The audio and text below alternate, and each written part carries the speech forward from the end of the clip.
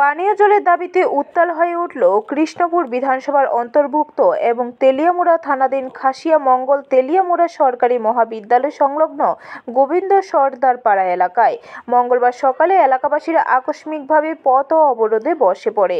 এলাকাবাসীদের অভিযোগ মূলে খবরে প্রকাশ, প্রায় এক মাস আগে সড়ক সংস্কার কাজের জন্য এলাকার পানীয় জলের পাম্প মেশিনটি স্থানান্তরিত করা হয়। এরপর থেকে ওই এলাকায় পানীয় জলের সরবরাহ সম্পূর্ণভাবে ব্যাহত হচ্ছে। প্রায় 70টি পরিবারের বসবাসকারী গোটা অঞ্চলের মানুষ দীর্ঘদিন ধরে চরম দুর্ভোগের মধ্যে রয়েছেন। বারবার কর্তৃপক্ষকে জানিয়েও কোনো সমাধান না মেলায় এদিন ক্ষুব্ধ গ্রামবাসীরা পথ অবরোধে নামে।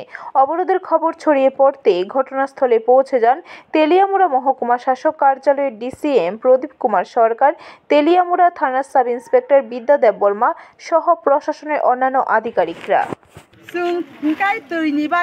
তুইনি সমস্যা তুই আগেও ফাইও চিনি আর নগ নগ যতনি নগ তুই ফাইও তুই ফাইমাকায় অবশ্য তাবো খুঁকায় এমনে 15-20 দিন খা তুই ফাইয়া 1 মাস মতো খা তুই ফাইয়া তুই ফাইয়া দেখ না সড়ক তাবো সড়ক লামাতে লাংনানি। ব্যুরো রিপোর্ট, খবর ত্রিপুরা।